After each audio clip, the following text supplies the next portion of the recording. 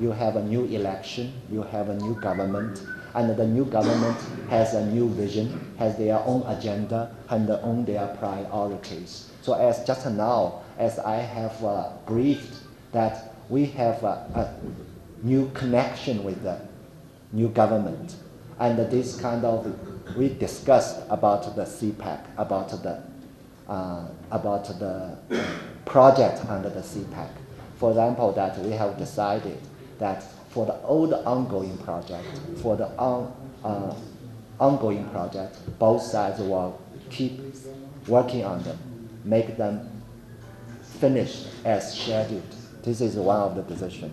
But for the next stage of the CPEC, it is we will focus on the joint venture and the social sector, as I just now briefed.